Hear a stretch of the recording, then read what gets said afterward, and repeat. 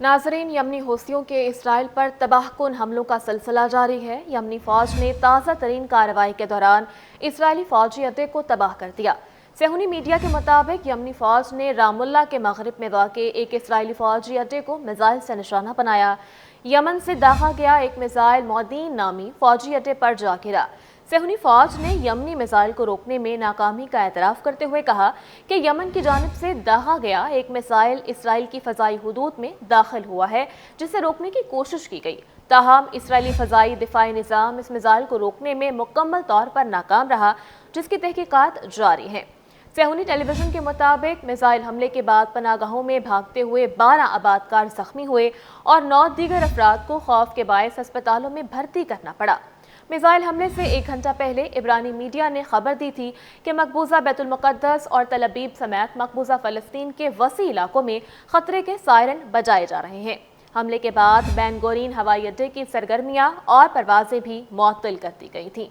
यमनी हौसियों की जानिब से गुज़श्ता 15 दिन के दौरान इसराइल के खिलाफ 15 फौजी कार्रवाइयाँ की गईं, जिनमें इसराइल को भारी जानी और माली नुकसान का सामना करना पड़ा। यमनी फौज के तर्जुमान याहिया सरी ने इन कार्रवाइयों के बारे में बताते हुए कहा कि ज़्यादातर हमले इसराइल के मरकज़ तल अबीब पर किए गए। सरी के मुताबिक 19 से 29 दिसंबर तक बुनियादी तौर पर यह हमले अल्ट्रासोनिक बैलिस्टिक मिसाइल से किए गए हैं। हफ्ते के रोज़ अंसारुल्लाह ने जनूबी इसराइल के इलाके नक़ब में नवातीम एयरबेस को फ़लस्तीन 2 सुपरसोनिक बैलिस्टिक मिसाइल से कामयाबी से निशाना बनाया था। इससे कबल जुमा को सना और अल हदीदिया पर इसराइली फ़ज़ाई हमलों के जवाब में तल अबीब के करीब बेन गोरियन और हवाई अड्डे को अल्ट्रासोनिक मिसाइल से निशाना बनाया गया था।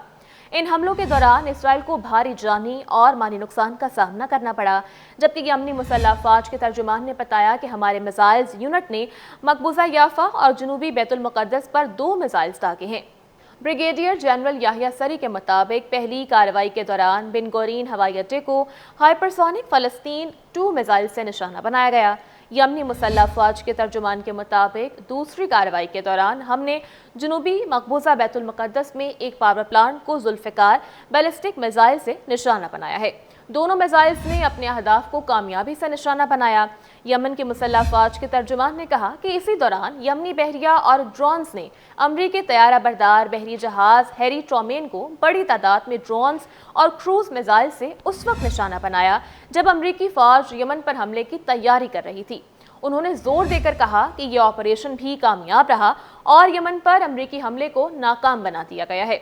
उनकी जानिब से मजीद कहा गया कि यमनी फ़ौज ने हर किस्म की जारहियत से मुकाबले के लिए आमादगी बढ़ा ली है। दूसरी जानिब अंसारुल्लाह के सरबराह का कहना है कि अमरीका ने जनरल कासिम सुलेमानी को इसलिए शहीद किया क्योंकि वो इस इलाके में अमरीकी साजिशों को नाकाम बनाने में अहम किरदार अदा कर रहे थे।